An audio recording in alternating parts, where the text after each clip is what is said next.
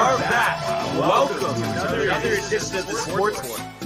And we are back. We got the full crew in the house. That is what it's all about. The Yankees, out of any team in the league, are the best equipped to handle a blow like this. I think there is a higher power at play here. He's due law of averages. That dude is the ultimate scrub. It's trash. Yeah. Every person you have in there is fucking trash. Next game, you're going to see a big performance. You can see it in the end of the game, and I'm just totally stoked and excited for this. And we are back. Welcome to another edition of the Sports Port. Today, once again, it is the Tony and Barnes show. Anthony, how you doing, my friend? We made it through a little technical difficulties. And I have to say, before you say anything, I am absolutely loving the background behind me. You do like that, Vintage, dude, right? Something different, very fresh. Yeah, I like it. I think it's something good, probably to like start out on, before we go into any worlds, dude. It's funny. I saw it in there yesterday. I was like, ooh, dude, like I don't recall using this, and it's nice. But before the negativity starts. Oh. One thing I actually want to talk about, because there's only one bit of news in this topic, so I don't need to go to the world. Your thoughts, Jose Abreu, Astros. Oh, yeah. So it was yesterday. I don't know, dude. I mean, you think about Jose Abreu. How old is he? Like 32, 33? Dude, I'm pretty sure, because he came over late. I'm gonna look it up right now. Yeah? I want to say he's 37. That old, really? Yeah. Yep. I mean, when you look at him, like, yes, like 2 years ago, he had 35. He had, 2 years ago. And of course, he has a lengthy, good career. But I mean, his last season with the White Sox was just not good for him, and obviously, I think age comes into a play. When you look at him now, you mentioned 35 years old, coming off not a great season with the White Sox. But I don't know. I guess it could kind of go either way. I guess he kind of has it. I don't know how much, juice he has left. But, when you look at the White Sox, their scenario they were in last season, I mean, it wasn't good. A lot of turmoil in the clubhouse, manager issue, player issues here, especially coming off, their season 2 years ago where they were, pushing for the playoffs, having some really good stretches during the regular season. Again, he's a good first baseman. I mean, defensively he's sound. You can see what he could do at the bat, but I mean, you got to look at this past season and kind of question whether or not he can have another season like he did 2 years ago. So, I mean, I don't know. I mean, I guess for the Astros, I mean, in terms of first base, I think defensively he'll be fine. Do they really need him to be that bat that he had, I suppose, 2 years ago? Not necessarily. I mean, it'd be great. Maybe they're thinking, every so often, maybe he'll get on base, he'll maybe come up in some bright spots. He's a veteran. He knows how to play. He knows how to, to think, down the stretch of the season here.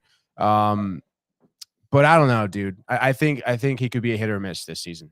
Yeah, and I'm looking. So I guess officially the terms, were not disclosed, but they're anticipating it's 3 years, $60 million, give or take. So the way I look at it, I mean, he's at his age. I'm hard pressed to say he's going to have 3 productive seasons. I mean, last year he did hit over 300, but he only hit 15 home runs. Right. And I don't know if, going to Houston, the Crawford boxes, if he pulls the ball, might have an uptick there.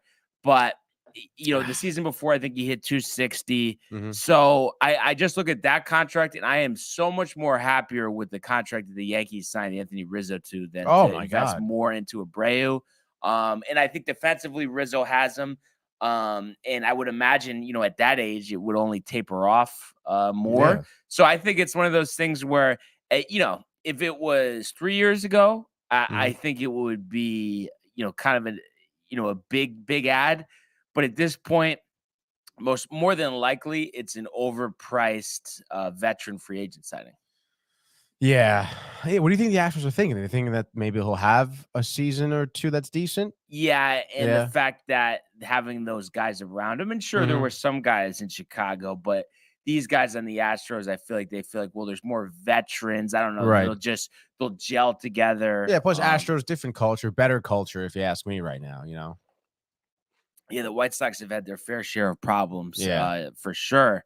But what do you think's going on with the lack of movement in free agency? I mean, is it just the guys at the top of the market? They want to make sure they get every penny, as well as the other teams aren't going to go to plan Bs until the A's are off the board. Yeah, I guess so. I mean, we talked about it a couple of weeks ago, I guess now, and I thought, by the time Thanksgiving was over, this next week, which is right now, we would start seeing some movement. And I guess Abreu is a move, but I mean, you mentioned, the top guys on the market right now, no one's been moved. No one's been signed. I guess maybe there's just a lot of negotiations here. People are kind of just, sitting back, like you said, waiting to see where those big guys go, and then they can kind of adjust their plans accordingly. But I'm honestly as surprised as you are. I mean, I don't understand why. I understand the players are probably demanding a lot, like DeGrom and Judge, Trey Turner, all these players demanding a lot. But I mean, wouldn't you think like teams would rather move on them now than later? Like, yeah, I think just some cases and like Judge and DeGrom are a little complex. And those guys, these are the last huge contracts of their career, so they just want to make sure that they sign the right one. And I found it interesting. I saw something that and of course these reports, do we really know what's true and what's not? But I guess that the Mets are the overwhelming favorite for DeGrom. Right. And it almost just makes me think all this time, was that him pumping stuff out there because he wants to get every single dollar he can from the Mets, even though it seems like their attitude was, we'll go to a certain extent, but we're not going to give them 5 years, $250 million at the same time.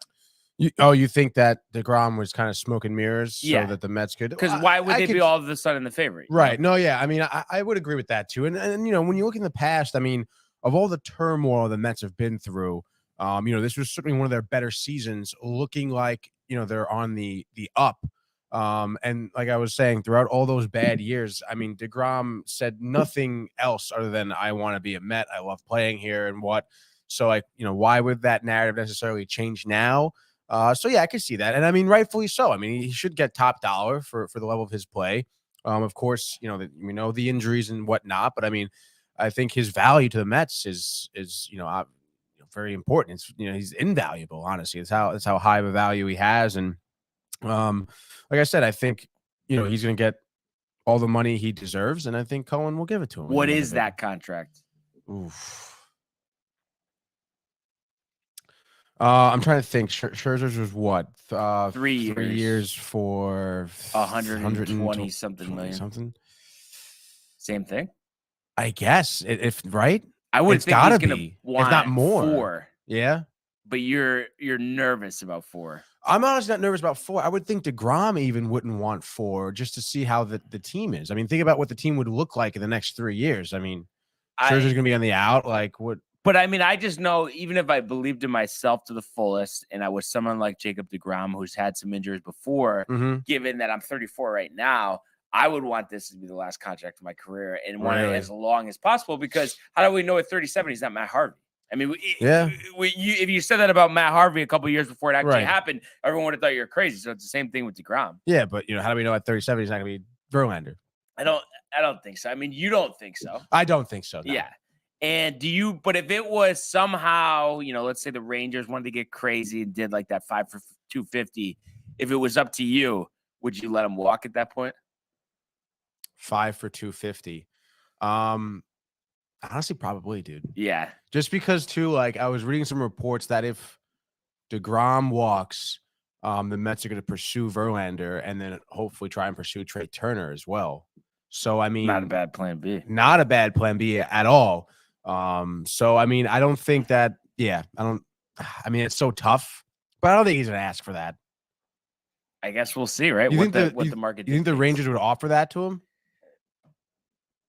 I mean, it might be more like 4 years, 180 to 200 million, but if they really want him, because I know so much fucking money. They're desperate to make the playoffs, so they're investing all that money last year, and obviously, you have some good offense now. Now you need the pitching, so it'll be interesting to see what direction they move on there.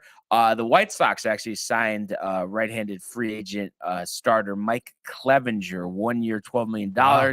Clevinger, 4.33 ERA last year. and has only made 31 starts over the last 3 seasons. And it's interesting, when he was with the Indians at the time, he was seen as kind of like an up and coming starter. I know the Padres, when they acquired him, gave up a good amount of draft capital. And it's just amazing to see how far he's fallen. Only a 1-year deal. I mean, you think about a couple of years ago, him hitting the free agent market before he came to San Diego. I mean, conceivably, this is $100 million a year pitcher. So it's almost surprising that he got 1 year, $12 million at this point. And of course, it's the White Sox. And I saw an interesting article. They were saying like the approach with the White Sox, it has to be questioned because you go back a couple of years ago and they didn't want to extend the qualifying offer to Carlos Rodon. He ends up signing with the Giants. And now, he's one of those highly touted free agents at this point, but it's like they weren't comfortable with 19 million for him. And at that point, he was 3 years younger than Clevenger is right now. So I just think, the decision-making, can be questioned in Chicago, but then again, it's been questioned for quite some time and they've kind of been stuck in mediocrity. And then also I'm seeing on here, I guess the Mariners, Astros, Cubs, and Yankees are all in on former Met outfielder Michael Conforto, looking for a 2-year deal with an opt-out clause. How would you feel about Conforto returning to Queens? Honestly, I would really enjoy it. I mean, think about how he ended his career with the Mets here. Unfortunate about his shoulder injury and going through surgery. And then also incredibly unfortunate that he didn't play at all last season. Wasn't even with the team. I understand he was, not coming off of his best year. I feel like his last season, though, he kind of ended on a little bit of a high note. Of course, a very respected outfielder.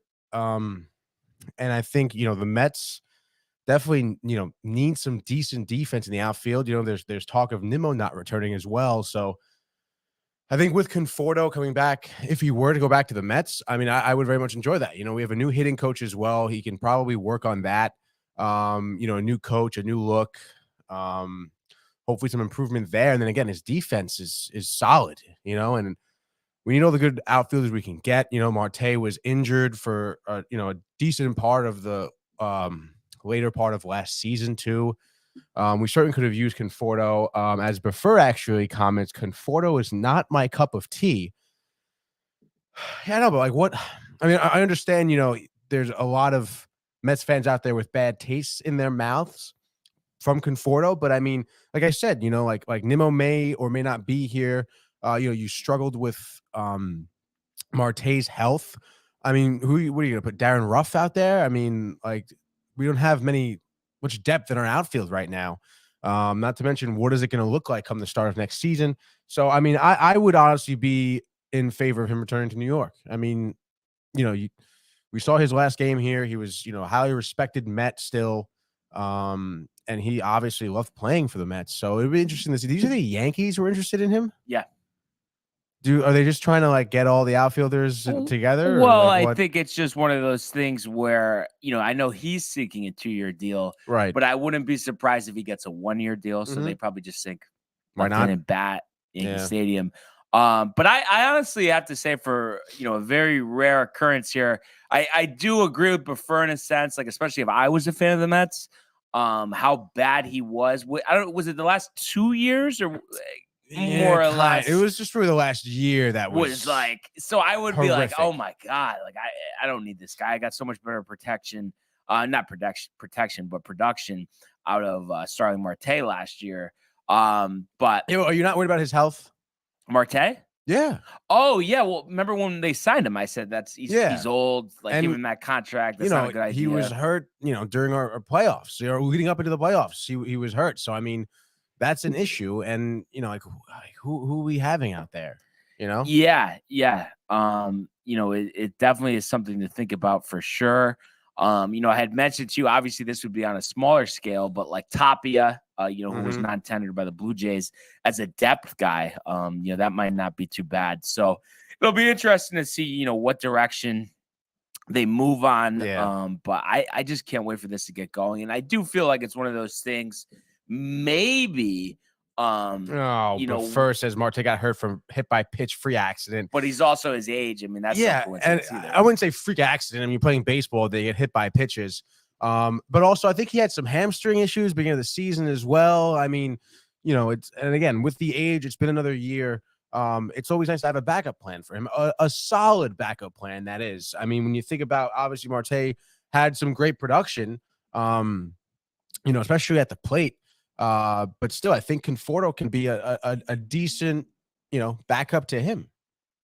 Yeah, I think he'll have a little bit of an uptick in his production at the plate too, coming off a break year. I suppose. Well, especially you ease him back, platoon him, whatever, at least to start. And just some other news here to kind of close out baseball. Bryce Harper had Tommy John surgery. He DH'd the second half of last year, saying he's likely out for the first half of 23. And this kind of surprised me a little bit, just for the fact that I know when like Shohei Ohtani had his Tommy John, he was able to, be a designated hitter. So I'm kind of surprised that he would need to miss the whole first half of the season. I had seen a different report saying that he could be back for May. So obviously first half coming back in July versus coming back in May. I mean, those are two different things, Do you think the surgery was botched a little bit? I haven't pulled up the article. I just want to see here, but it's interesting. You think about when baseball ended. I mean, I know it's been a couple of weeks, but it's like, how was this not set like within way a week before of the season ending? And I mean, I'm no surgeon by any means, but I mean, are there instances where like the Tommy John surgery just like doesn't take, because they take a nerve right from somewhere else? And... Yeah. I want to say, I don't know if it's your knee or I don't know, it's leg, something like that. But they are saying, I guess, that he's going to be a hitter only and could return to be playing right field by the end of the regular season. So that's going to be almost 2 full years of not playing the field. And I guess up until last week, Dave Dombrowski had said they weren't even sure if he was going to get that version of elbow surgery, being Tommy John. So maybe that's why they had to wait. I don't know, swelling going down or however they wanted to do it. And then really other than that, Carlos Santana, 1-year deal with the Pirates. I mean, that's kind of a Pirates signing if I've ever seen one. And then you can breathe a sigh of relief, Tony. You will never have to see Joely Rodriguez throw another pitch for the New York Mets as he goes 1 year, $2 million with the Red Sox. And it's funny because obviously, Rodriguez was on the Yankees the season before, and we saw like Ottavino go to the Red Sox, have a good year. I don't think that's going to happen this year. I think probably by the All-Star break, he's designated for assignment. I mean, that guy so bad. He's a mop-up pitcher. That's it. It really is, dude. And I feel sorry for the Red Sox. Like, what are you doing? As Prefer says, Tony, you're a better sports analyst than me. You're probably right. Thanks, Prefer. You sense any sarcasm there? I don't know. I mean, if you refer, it's tough to get a read off. I mean, we don't even know what the deal is. Also, it's like it's over. It's not like I can see his face, like where I can tell you're being sarcastic. But sarcasm or not, good comment. Yeah. But that's all we really have. No other big dominoes. Can't wait for some Yankee news as soon as that was some good baseball talk. Oh though. yeah, I'll take it. Yeah, some good talk. But let's go now to the world of the National Football League. 6 for 101, 2 touchdowns. To Evans, touchdown, Tampa Bay. How about that throw? Sam Darnold blasted. Oh my goodness, did he take a hit? In trouble once, brings him down. Loft one for Odell Beckham Jr. Got it down, touchdown. Yeah. Tony. Absolute insanity as Tony's favorite game of the NFL season last night saw the Pittsburgh Steelers defeat the Indianapolis Colts 24-17. This was definitely a back and forth game. The Steelers, the first half, really controlled the narrative. Dink and dunk. Taking a 16-3 lead into the half after Chase McLaughlin was blocked on a 59-yard field goal. But, just all in all with this win for Pittsburgh, obviously the Colts, they're a team that everyone is expecting to be on the outside looking in when it comes to the playoff picture. almost identical records here. But I still think it's just, you have a lot of young guys, especially Kenny Pickett. You want to get him as much experience as possible. And I thought this was positive. Obviously, Najee Harris leaving the game. I think it was with an abdominal injury. After really the first half. So hopefully he'll be all right. But he did have that 6-yard touchdown run, which was the first touchdown of the game. And also Matthew Wright had 3 field goals in the first half from 45, 52, and 25. The Colts only scoring in the first half was courtesy of a Chase McLaughlin 51-yard field goal. So the Colts really struggled in the first half, especially passing the ball. And I think most of that was on the offensive line. I do think, though, and I don't know what you thought from watching this game, but Matt Ryan is just slow.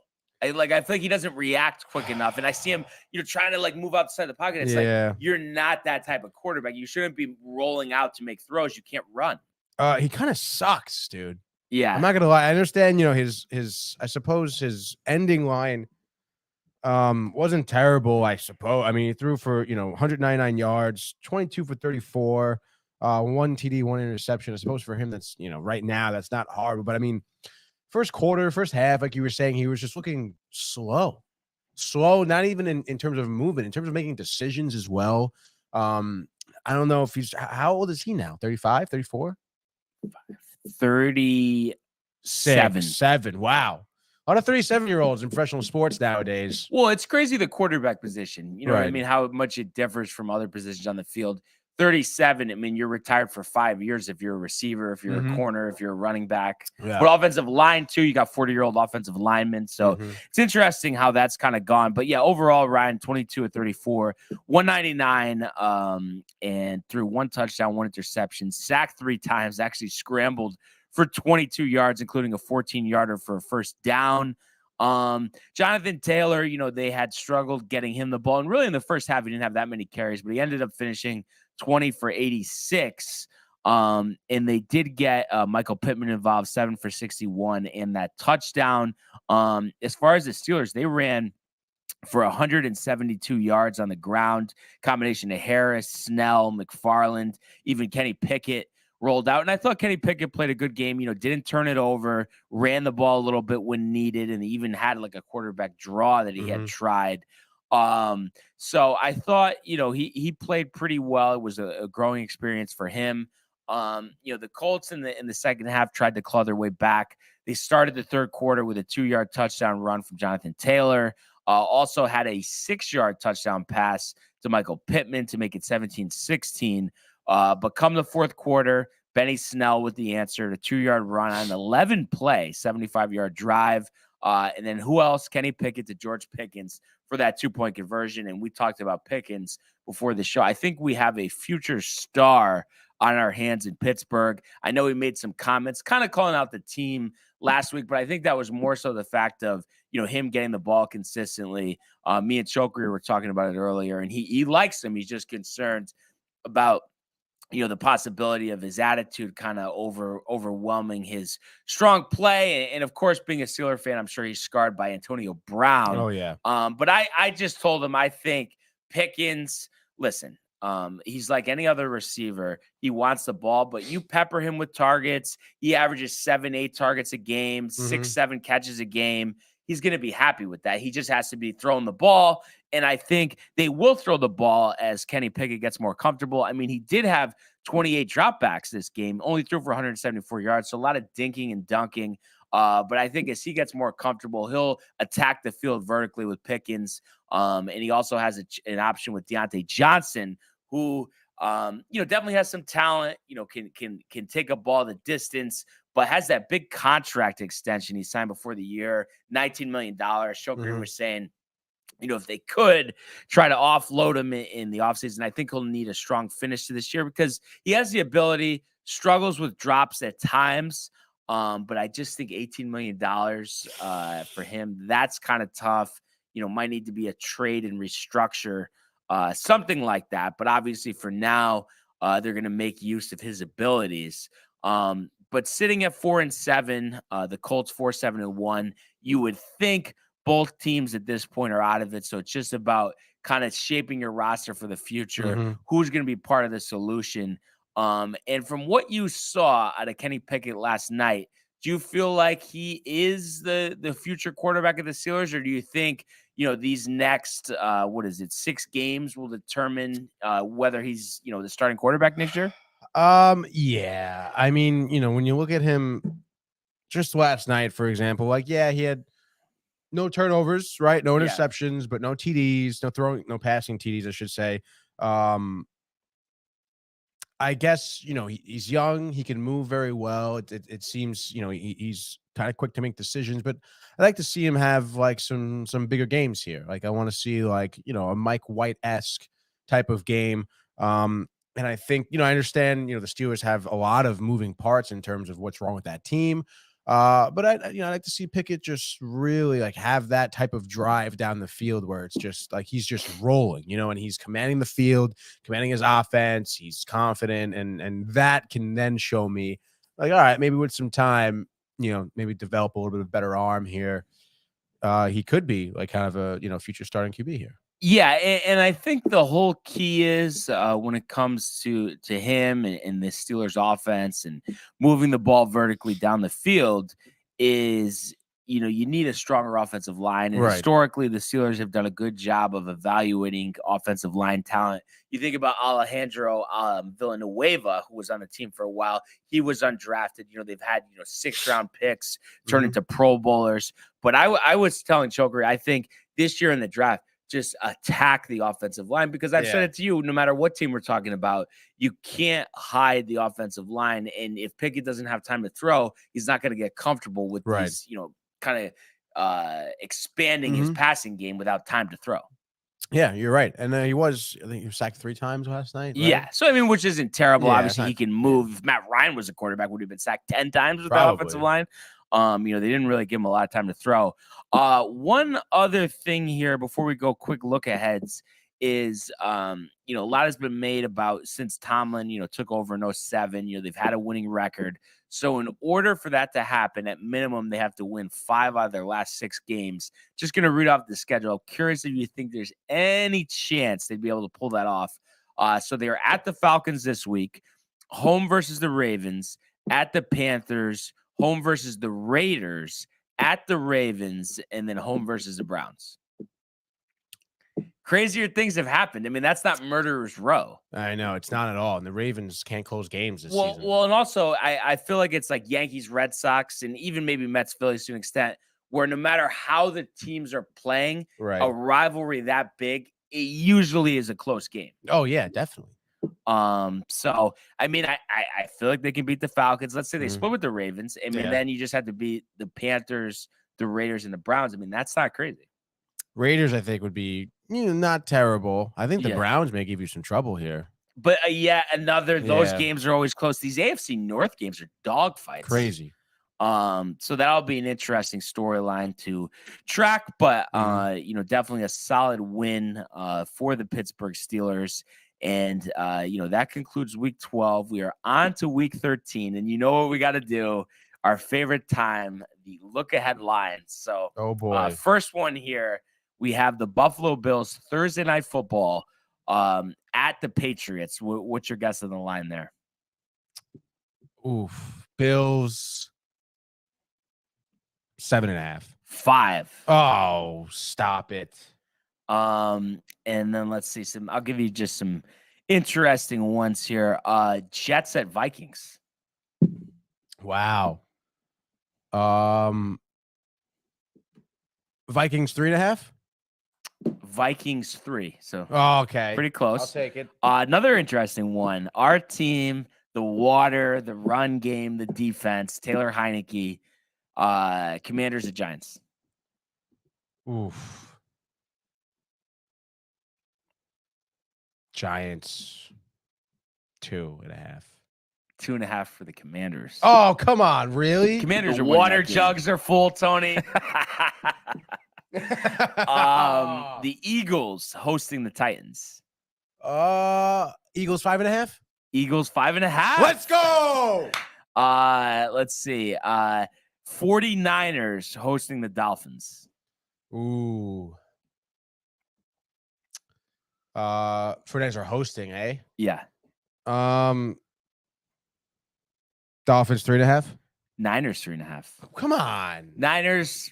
That's ridiculous. People see the value, the good defense. The numbers right, I guess. Yeah. I mean, I don't know. The Dolphins have been rolling, but I have a feeling on the road, this is like a Tua. He can't be perfect every game. I mean, let's be realistic. I know, but I don't know. Do you think the 49ers are going to score enough?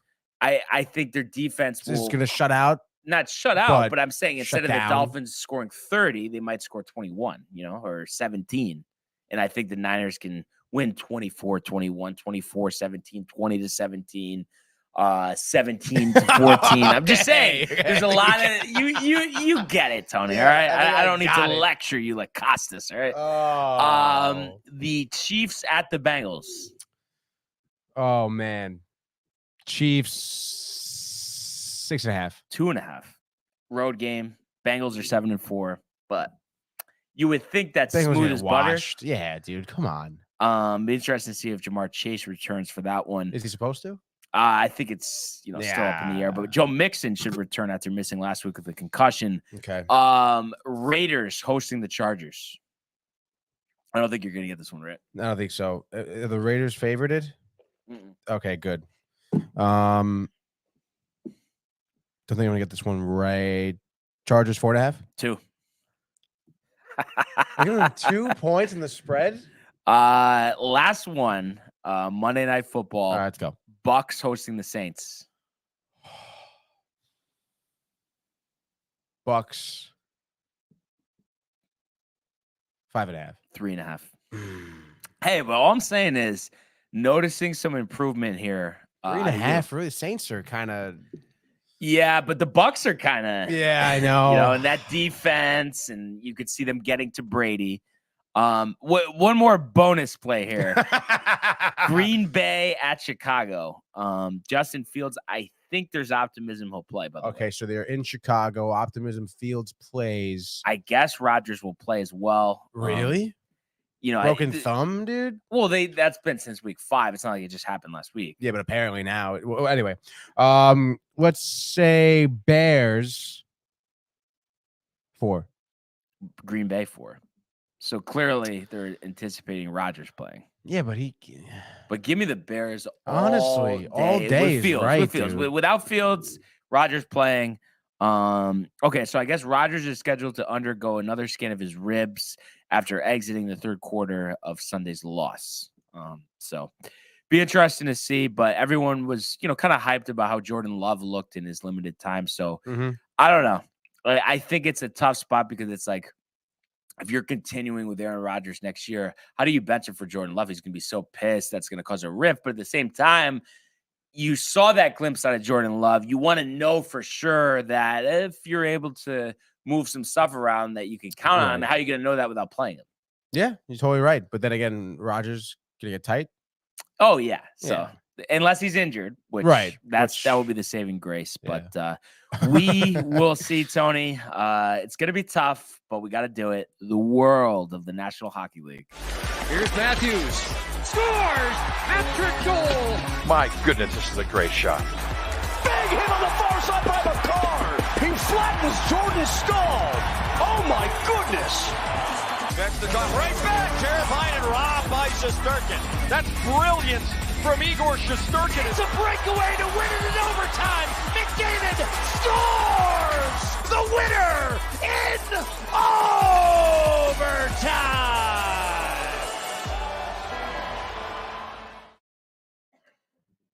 Give it to me straight, Tony. What happened? At the Garden last night, rivalry game, Michael watching. What happened? Michael watching, he says. I mean, the Rangers flubbed it, dude, basically. For lack of a better term here. All right. You want to break down this game a little bit here. Obviously, the Rangers come out pretty hot. You can't get any more hot than how they came out. Sheesh, a minute 20 into the game here, they score. And by 3 minutes, they're up 2-0.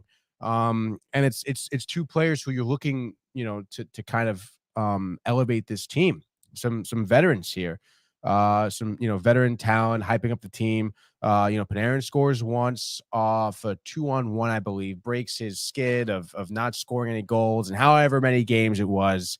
Zibanejad, backs him up, like a minute and a half later, and Rangers are up 2-0 here. You're thinking like this is exactly what we talked about yesterday. Rangers coming out hot, using their speed, catching the Devils off guard. Obviously Devils being a better team record wise, expecting to kind of come over here, see an injured Rangers team at the Garden. They're licking their chops. And they, like I said, they caught the Devils a little flat-footed here. But then about 5 minutes in, Devils kind of turned it on, and unfortunately the Rangers had nothing to answer for it for the next period and a half, basically to the third, because you see a goal from Tomas Tatar for the Devils about 5 minutes after Zibanejad's goal, and then a few minutes after that, you got a goal by Sharon Govich. The young guy gets his 7th of the year. And then, those two goals, the Tartar goal, it was a good goal by him. I think it was one of those goals that, we heard about Shesterkin's post-game conference. I think there was one of those goals where he would have liked to have that one back. It looked like Shesterkin just had a slow glove on that one. But then second period here, you're thinking, all right, it's just a tie game. We had the first intermission. Let's recoup. Let's get out there. But about 6 minutes in, you get a goal by Jack Hughes, his 12th of the year. He's been one of those players on the Devils here who's been really doing well. It sucks, dude, because at this point, the Rangers down by 1. And again, you think everything's all right. Okay. A lot of hockey to be played left. The Rangers scored in the first period. They can score again. But then you get a really stupid turnover in the neutral zone. I forget who it was by. It might have been Trouba. But stupid turnover in neutral zone. I forget who it was, but they pass it to McLeod, and he just scores quite easily at that point because it was just basically a one-on-one with the goalie. And you're down 4-2, and you're thinking like, holy shit, that was up by 2, and you're just absolutely dead in the water. You have 4 unanswered goals on the Devils' end here. But you make it in the third period. Vincent Trocheck comes up huge on the power play. And I would say, the power play is something that really suffered, last night. We were 1 for 5 on the power play, dude. Terrible. Not generating anything at all. So at that point, you're down by 1. I think there was 4 or 5 minutes left by the time Trocheck scored. And the Rangers made an incredible push, honestly. And I think within the last 2 minutes, they pull Shesterkin. They have great offensive pressure. They're getting chances in the Devils' end of the ice here. Unfortunately, Vitek stands strong. The Devils stand strong. And although what seemed like they were going to score, the Devils end up getting the puck and getting that empty netter to make it 5-3. At that point, there was 30 seconds left. So, absolute, abysmal game here by the Rangers to be up 2-0 so early. You scored 2 in the first 5 minutes. And then the next, 50 whatever minutes, you score 1 goal. I mean, that's unacceptable. 1 for 5 on the power play, also unacceptable. It wasn't even that the Devils' penalty kill was that good. It was just that we were passing the puck too much. We made stupid passes. We didn't have a body in front of the net to get the rebounds. Obviously, you have to give, tip your hat to Vanacek here. But it just sucks, especially to see such good play late in the game. I mean, talk about too little, too late. That should have been the Rangers the whole game. It was really not good. I mean, again, 1 for 5 the power play. It shouldn't be a Trocheck goal in the third period. You had so many opportunities here to not only tie the game up, but to take the lead. And the Rangers just did not do it. And it just really sucks, dude. Because I understand Shesterkin takes rightfully so. He took some blame for a couple of those goals there. He wished he had him back. He was looking a little sluggish. But I mean, that's not necessarily on him. Yeah, he should have had a couple saves, but the Rangers were turning pucks over, sloppy play. They just let the Devils just skate all over them for most of the game. That whole second period was all Devils. It was their forecheck. It was their speed. The Rangers are not a slow team. They should be able to keep up with the Devils. And they just weren't doing that at all. And I really cannot stress enough that the turnovers in the neutral zone, I mean, that is like so stupid. It's just complete negligence because everyone, turnover in neutral zone leads to goals on the other end. Everyone knows that. And that's exactly what happened. You can't be having stupid passes. You cannot be doing that. Like, I don't understand what they're thinking, what they're looking at, what they think they're seeing. But this ain't it, man. And it really sucks because, this was a game that was certainly winnable. And I honestly, I really do think a lot of the blame here has to fall on Jacob Trouba. He was causing some of those turnovers. He came out seemingly, by the second, third period, he was pretty pissed off, trying to throw the body around, sure. But again, too little, too late. That doesn't really do anything. He had a few missed checks that were embarrassing. What is he really doing that's hyping up this team that's, keeping their heads in the game? Nothing, honestly, absolutely nothing. And then the rest of the team's quiet. I mean, Trocheck had that one power play goal, but other than that, he was quiet. Lafreniere has not been good. Kakko has been quiet. Kreider was quiet last night. I mean, even again, after the first 5 minutes, everyone was quiet. You had nothing. You had nothing going for you. You had some good chances, but that's worth nothing. Like, I don't want to hear about, we had some good chances. We played hard at the end. Doesn't matter. That means nothing because you lost, one. And two, we played hard. You should be playing hard the whole game. You should be having good chances the whole game. I mean, it's ridiculous. And then, I know people were crying about like a couple, missed calls late in the game towards the, for the Rangers side. That's bullshit. Okay. Shouldn't come down to that. It should come down to that. Not to mention, you already had 5 opportunities in the power play. What do you want? You had 5 power play opportunities, and you only capitalized on one of them. You don't even deserve another power play. That's probably why they didn't give it to you. So it really sucks to see this loss here. We're, I think, 10-9-2 or 10-9-4. 10-9-4. So technically under 500. Technically under 500 here. So, I mean, it's not a great look. We need some type of change. And honestly, I think it starts with some line combinations. I think that's one thing Gallant, who, I think is starting to piss off most of the fan base now. And Brian said it too when he walked in.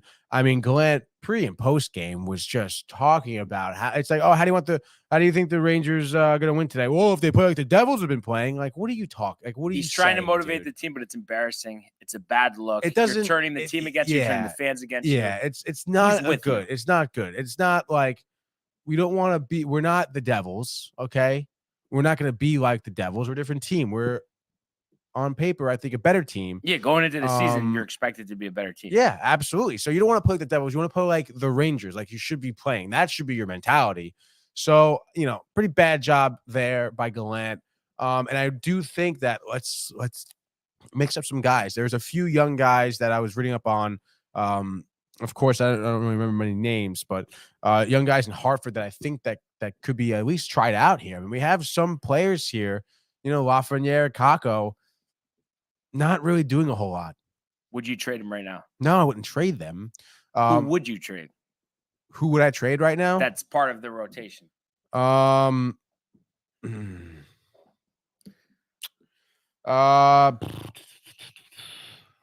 Who be probably of some use. I know Jimmy Vesey just got back here, but probably Vesey, maybe Lindgren, the defenseman, Schneider possibly too. I like Miller. I would consider getting rid of Kakko, honestly. Would you include him in a Kane deal? Probably. Yeah. But I mean, the Chicago's going to give us more than just Kane then. It's Taves? Well, that may be a little bit of a stretch. But would you want both of them for the right? Yeah. Yeah. Absolutely. Think it would be. Yeah. I mean, maybe you need that. Yeah. I've been talking about, you don't want to bring in fossils and be too old, but maybe you need some veteran leadership because I think you're lacking leadership. And it's just a curious question. First thing that just kind of popped in my head, and what you're saying about Trouba, what's he doing to lead and all of that.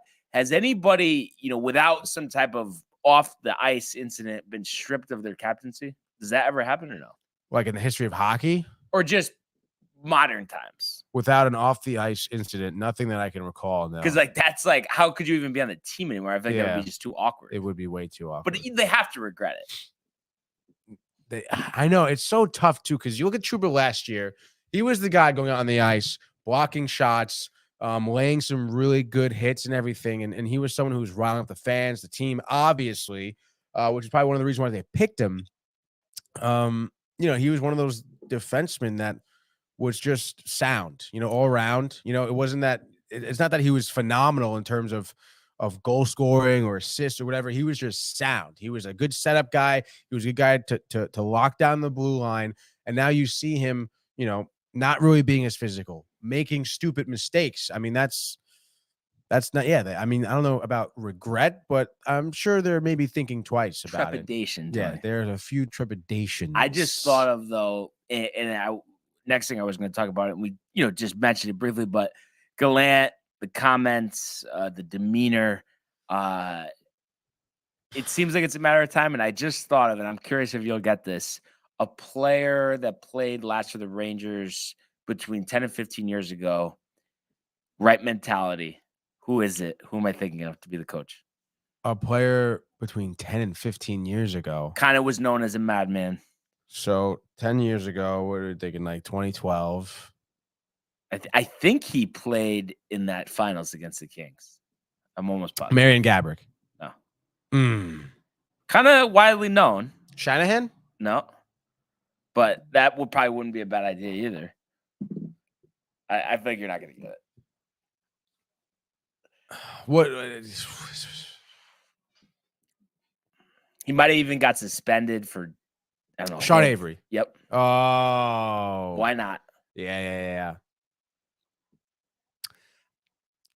Yeah. I don't know, man. I don't know if he has the smarts, quite frankly, to be a coach. Does Gallant? I forget who it was in the Devils broadcast, but they were talking about when I forget who the guy is, but he played with Gallant. And he was saying how good of a player Gallant was. He was tough. He was a great skater, handles. He could score. He didn't take no shit or anything. And I just found that pretty interesting because I didn't really, obviously I haven't really seen much tape on, Gallant. Have you seen any tape? No. That would actually be kind of funny. I think it would be too. It would be very interesting to see, honestly, how he played because it's very interesting. Sure, it wasn't how the Rangers are playing this year. No, yeah, I'm sure not. But Sean Avery's interesting. I don't know where. I think he's a part of a team, like a front office guy or something. I could be wrong. Canadian former professional hockey player during his career, National Hockey League, play left wing. Yeah, Kings, New York Rangers. I guess no. Right now, he's doing nothing. But just a thought. Somebody from the past that could work, and really, the last part, of their issues here, and obviously, we agree. Who knows to what level, but some move will be made, needs to be made.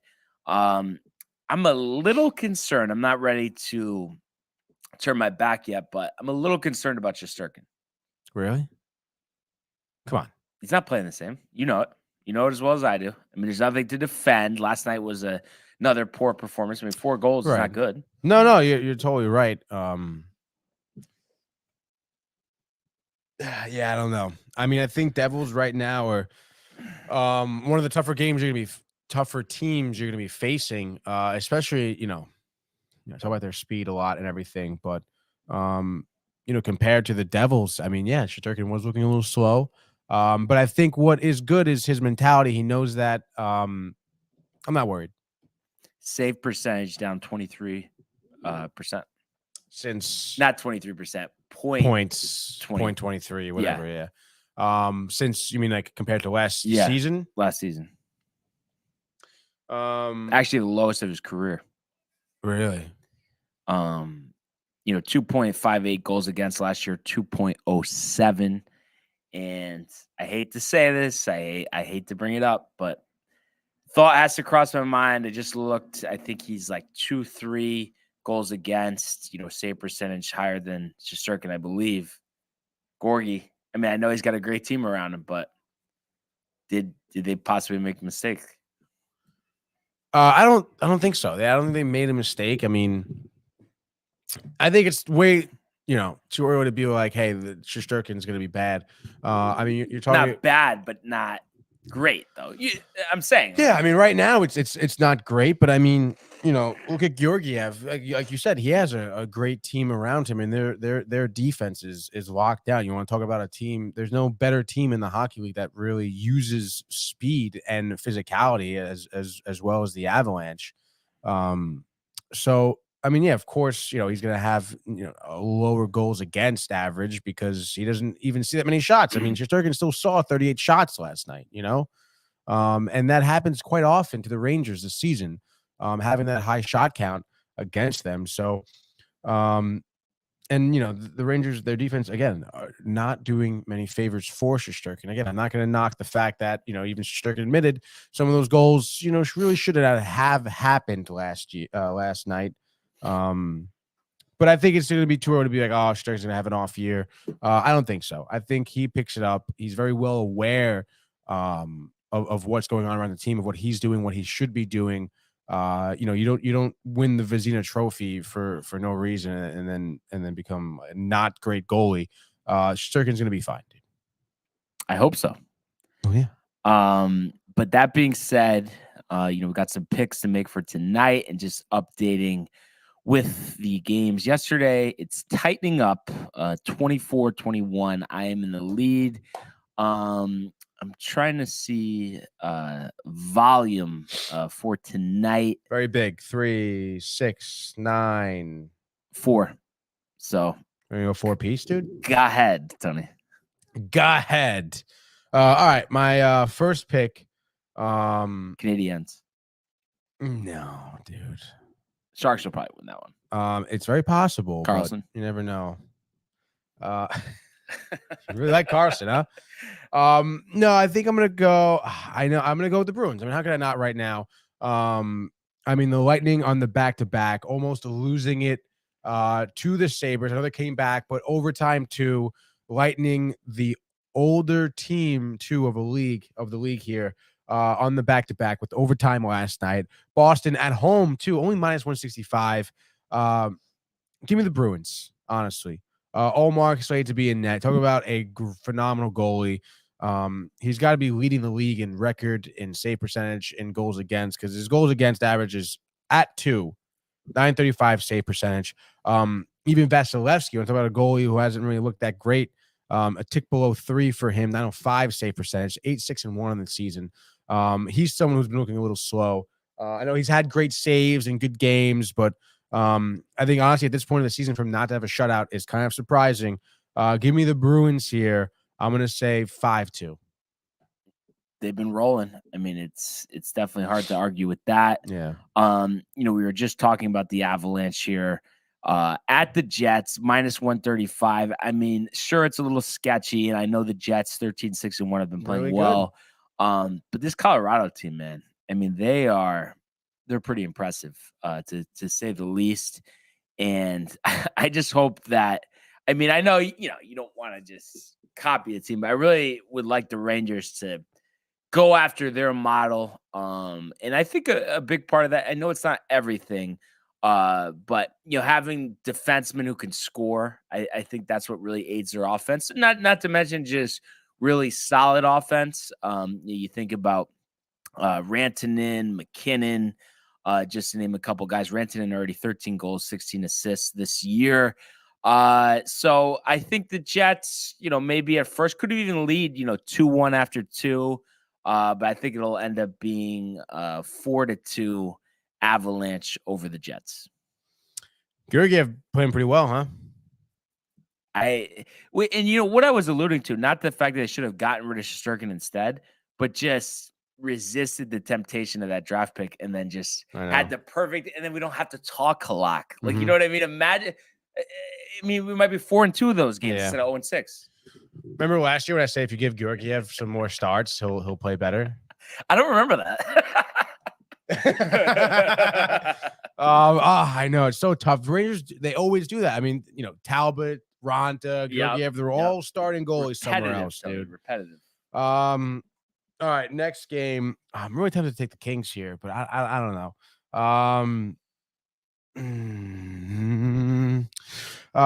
Wow, Pittsburgh -120 here. I'll take the dog here. Give me the Canes. Talking about Antti Ranta. Actually, I'm not sure if he's going to be starting tonight. They might have Sevi or whatever his name is. Kachikov. Oh yeah, Kochnikov. Yeah. Let's see.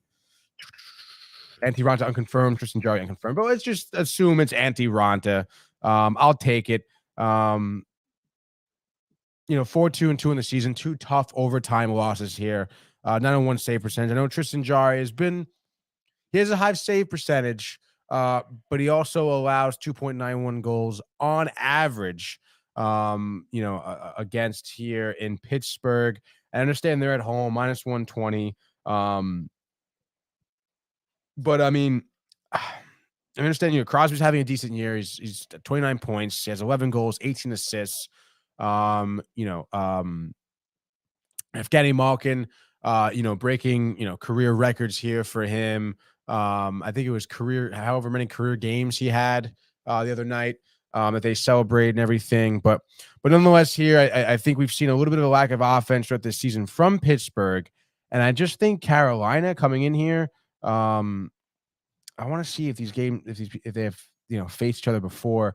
Carolina, on a little bit of a skid here, losing 4 to the last 5 games. They just beat Calgary 3-2. But before that, they had a tough overtime loss against Boston. They got shut out by Arizona, and then 2 tough overtime losses before that to Winnipeg and Minnesota, respectively. Of course, Pittsburgh on a little bit of a roll here, but they just lost to Toronto 4-1. And I think Carolina could kind of replicate a type of game here that Toronto showed Pittsburgh. Coming into their home den here. It's Svechnikov, it's Nikos. Can Carolina? I'll say 3-2. We'll keep it a little close. Yeah, that would be a big win for them. With the dog. I gotta go with the Islanders over the Flyers. They were a good story, of course. The beginning of this year, the Flyers, but they've kind of tapered off 7-10 at this point. Islanders 15-8. And I just feel like they're just a solid group. And, maybe it was getting Trotz out. Could be, a similar situation with the Rangers here. The Islanders, just looking at it, have won 4 in a row. Obviously they've gotten great goaltending out of Sorokin. Decent offensive production as well. Sorokin 2.19 goals against, 9.33 save percentage. So really has done a nice job for the Islanders this year. And I just feel like they can score in so many different ways. Very balanced attack. Only one player with double-digit goals. That's Brock Nelson with 10. So I don't think this one is close. I think it's 5-1 Islanders. Yeah, I could agree with that, dude. My next game here, I'm going to go with Florida, I think, actually. They're in Calgary. Another dog, actually. Calgary -155. I understand, Florida, another team on a little bit of a skid here, but I think tonight's going to be the night of bounce backs. Florida just lost 2 tough games in overtime, actually, to Edmonton and St. Louis, respectively. A lot of overtime losses around here. They did meet Calgary once before in Calgary earlier this month. They lost in a shootout 5-4. So obviously very close game there. I think that game could have went either way. But I think Spencer Knight has been really playing well as of late. I believe he is slated to start tonight. Ooh, no, it says Bobrovsky on. So unconfirmed though, so you never know. Jacob Markstrom though, he has 2 tough overtime losses himself, 8-5 on the season, 889 save percentage. So that's kind of your goalie matchup right there. I would honestly expect Spencer Knight to start. I don't know why they wouldn't, because he's been, the young guy, from Darien, Brian. No, I've been impressed with him. Has been playing really well, actually. I actually didn't see what college he went to. But nonetheless, I think Florida here, Chachuk playing that gritty game. He also has 29 points in the season. I think he's being a little overlooked in terms of his, honestly, ability and his value to Florida here: 29 points, 10 goals, 19 assists. And you have Verhaeghe following him with leading the team in goals, BC 12 by the goals way for Spencer Knight. It was BC. Mm-hmm. Wow. So, and again, I spoke of Calgary, adjusting with Kadri on the team. I guess we'll kind of see, how they play later in the season. But I think right now, Florida's a stronger team. I'm surprised. I understand Calgary at home, -155. I think that's take the dog all day. Florida through another higher scoring. And actually, I'll say 3-1. 3-1. Let's go. I already mentioned it. I'm surprised you didn't bite. I got to go with the Sharks over the Canadiens. Big mistake. And listen, Sharks obviously not strong, started out poor, but the Canadiens are beatable. And I just think that, I know it's beating a dead horse here, but Carlson has really got the offense going this year after really not doing that. If you just look at the goal production, so he's got 11. He had 10 all of last year. And just to take it a step further, his first 3 years in San Jose, he had only 17 goals, and he already has 11 this season. So I'm sorry, who are you talking about? Erik Karlsson. Oh. And, he had at least 16 goals his last 4 seasons in Ottawa. Not to mention, assists are up to 21 assists at 25 all of last year. Think about him. You think about Meyer. I think this is in overtime, but Erik Karlsson's second goal of the game, 3-2 Sharks. That's a good pick, Brian. Last one, right? Number 4 for me. Number 4. Oh boy. So let's see. We have Ducks at Preds, Caps at Canucks, Kraken at Kings. Give me the Kings. Why not? You're gonna go Kraken. No. I understand Burakovsky for the Kraken. He's good. 21 points, whatever. We talked about the young guys when the Kings were playing the Rangers. Fiala and Velarde playing really well. Jonathan Quick, you understand his last game, I don't think was that great in terms of how he looked. I also understand Seattle is, I think, on a 6-game winning streak right now. Spencer Jones, man. Spencer Jones, right? The goalie, or is it? Oh, it's Martin Jones. Martin Jones, like 41 years old. Yeah. No. 36? No. That's 32. Yeah. 41 years old. I think I was thinking of Shaboy on, I think, Buffalo. Oh, no. I know who you're talking about. That was his name. Bald dude. It slips the mind. Anderson? Isn't it Craig Anderson? Craig Anderson, yeah. I was thinking of Frederick Anderson. Yeah. No, it's yeah. Anyway, dude, the Kings here, the speed, the good, they're in LA. -130. I understand keeping it pretty tight, snapping Seattle's win streak. I want to say this is the second time they met. Yeah, it is the second time. Yeah. Last time they lost in overtime 3-2. Not going to happen again tonight. Kings win 3-2 regulation. Wow. Last pick of the day. Let's go. Very unlike me. The team that I have talked against this year. Their goalie not playing well. But give me the Caps. I just think the Canucks suck. I guess that's what it is. I mean, listen, I think the Capitals too. We don't need them to win the title this year, but I do think they can find a way to make the playoffs. And I think they will improve, maybe make some acquisitions. We're going to ride them until it hurts us too much. Ovechkin hat trick, Tony.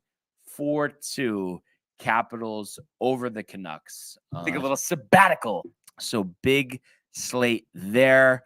A lot of good hockey tonight. A lot of good hockey. I'm surprised you didn't touch the Ducks Preds game, honestly. Preds got it, but I don't know. I haven't, I don't really like. It's Tyler Zegras. No, who's your? Terry Gibson. 5 goals a game. I am just concerned though that Ottawa might win tomorrow. I hope not, but just the way this season has gone, Tony, would you be, shocked if that happens? I mean, you couldn't be. Shocked? No. Disappointed? Yeah. So, hopefully this game is a wake-up call. We'll see. Just a couple things from Prefer here. The first thing you mentioned was Mark Messier for the Rangers, but I think they would have already had him at this point. I guess he doesn't want to do that. I don't know if he even wants to work for the team, because sometimes these legends, they don't want to work for the team in a coaching role in a front office position, because the inevitable that they're going to have to let it go, and then there's some bad blood between the teams. Yeah. I think at this point, probably knows Dolan's a nut Messier, analyst, he's fine with that. He's fine with that. He also wants to know your thoughts specifically, Brian, on Tiger Woods announced he's been forced to withdraw from the Hero World Challenge due to a new foot injury. Ricky Fowler by the way. Really? What does that mean, forced, by the way? Like, he tried to play and they won't let him play? No, it's his tournament. He like, it's saying forced to withdraw because of the injury. Like, the injury gave him no choice. But I just hope, like, get well, Tiger. He's got a couple other events coming up. Maybe he just wants to, take it easy. It would have been 3 weeks in a row playing after not playing since July. So I think that's the biggest reason there. Last comment from Prefer. Do the Mets actually have a gripe of being hit with so many pitches? Should MLB eject opposing team pitchers for targeting the Mets batters? I think it's like, play the game, win the game. Don't worry about something silly like that. Well, I mean, the Mets, do they have gripes? Yeah, certainly have gripes. I mean, you have, Alonso got hit in the face twice last season. Brian's going under the table. They have gripes with it, certainly. I mean, they got hit like an exuberant amount of times last season, more than any other team. And this was, throughout the season, and it was in tight stretches as well. It did not stop. So it's interesting, but again, like, how, I mean, an ump will address that situation, as the circumstances present themselves. It's not like, oh my God, like they got hit, like, it's like let's just let's just look at the situation. It's not like, oh, they got hit 3 times when they played the Astros, now they're playing the Phillies. Zach Wheeler hits him once and you're throwing him out. Like, no, like, you have to take it one at a time, I suppose.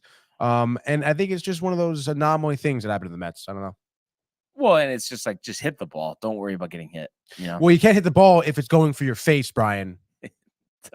you know what I'm saying, bro. Yeah, that's all I can say. Dude, anything else, Brian? Joel Sherman says that the Phillies signing free agent shortstop Trey Turner has a good chance to happen. I like that. Yeah, but it would hurt you a little bit, no? Well, it would hurt me, I guess. Or yeah, but I mean, but see, I don't know.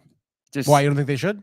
No. I'm saying like when it comes to the Yankees, the Mets, or if we were fans of other teams, someone like Trey Turner, I understand he wants a lot, but we know the way the game is. The guys that can field, run, hit for contact, but have power, play multiple positions. Why is this a question? Why don't we just get the deal done? I don't understand that. And especially, Tony, the way that the Mets the last few years have struggled to score runs. I mean, Turner should be a shoo-in. I know DeGrom, but it's like, just worry about that later. Just get the deal done. I mean, Turner would be the perfect guy for the Mets out of anybody in this free agency class. Dude, literally. I mean, he's got speed, phenomenal glove, great at bat, gets on base. I mean, I could not agree more. I love Trey. I love the when he was on the Nationals too. I thought he was phenomenal. One of the fastest men in baseball. Why is it? I don't know. I mean, I would imagine many teams are interested in him. So, and one other thing I was just going to mention too, and I heard about this on the Fan the other day. They think that there's like some type of side deal with Cohen, that in order for him to get in to own the Mets, there was a lot of opposition initially, that he's kind of has some unofficial salary threshold, and that if it was up to him, that there would be some other acquisitions and they would have a payroll over $300 million. That's pretty interesting, but I mean, I feel like Cohen would be the type of guy who would look that salary cap in the face and be like, "The fuck you, I'm gonna."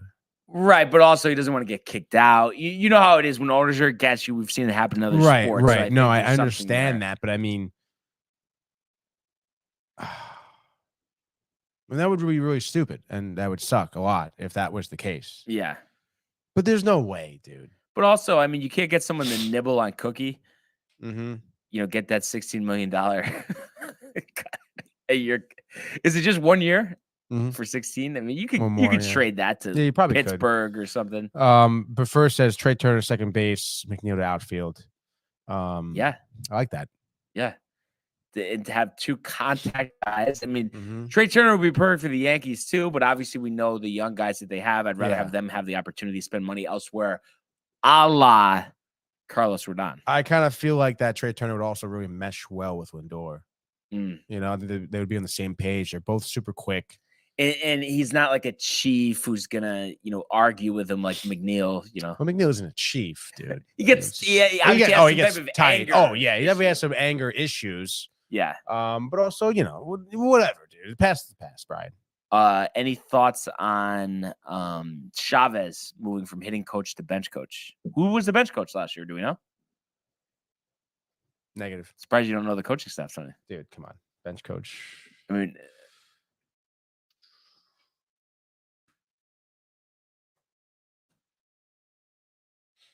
oh my gosh.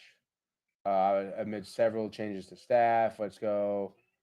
Chavez. Notably promoting Eric Chavez to bench coach and Jeremy Barnes to hitting coach to replace Chavez. Chavez received Florida several best improved hitting coach. Like to see a future manager. Buck Showalter just won his 4th match of the year. Oh my God! Just tell me who he replaced.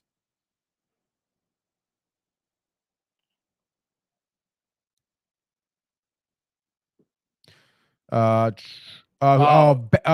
Sherlock. Showalter's right-hand man who served as bench coach last year is to move to a role where he coaches the team's catchers and works to prevent the opposition running game via pitch calling. Interesting. Yeah. It's seen as a vital role, especially with the expectation that top prospect Francisco Alvarez will be on the team in 2023, if not beginning of the season. That's certainly at some point. Yeah. Nice, dude. All right. So Glenn Sherlock, dude. And the only other thing I was going to mention, Chavez. I believe we have, is it Screen Time around the corner? We have Screen Time, 1 o'clock. Pretty big episode, actually. There's a couple new trailers I'm going to be watching. There's talks of Fifth Element 2, Bruce Willis, Barnes' guy. Get hammered, But you know what? I read last night that there's a new Super Mario trailer dropping 2 o'clock this afternoon. We're gonna be live for it, so we're gonna have some breaking news. A la Screen Time at 2 o'clock tonight. While obviously tonight to this afternoon while we're still live. So it's a great episode. We'll be talking some tidbits of news. Watch that trailer. Obviously, Super Mario Brothers movie, highly awaited. Going to be very interesting to see what this trailer brings, what it tells about the movie. If you hear Chris Pratt's voice some more, so we'll kind of see. But I'm super pumped. Manny's in the vicinity right now, actually. As Matthew says, Michael once said he thought I looked like Bruce Willis. I don't understand that one. I don't think you do, Matthew. But yeah, so stay tuned. Take a little break for lunch after we close out here and come back 1 o'clock Screen Time, baby. Yeah, let's go. Matthew says, "Will be the best episode ever in the history of history." And Prefer can't wait for screen time. But once again, what a show! What a life! Really appreciate everybody tuning in and continuing to comment, like, and subscribe. Archives on the YouTube page, Tony, Michael, Renee in costume, merch, downtimetv.com.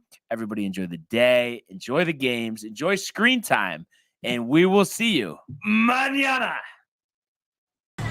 Hey guys, Tony here from Downtime TV checking in. I want to thank all our fans out there who's been liking, subscribing, sharing our content. You guys are the best. You guys are our bloodline. You make us love what we do.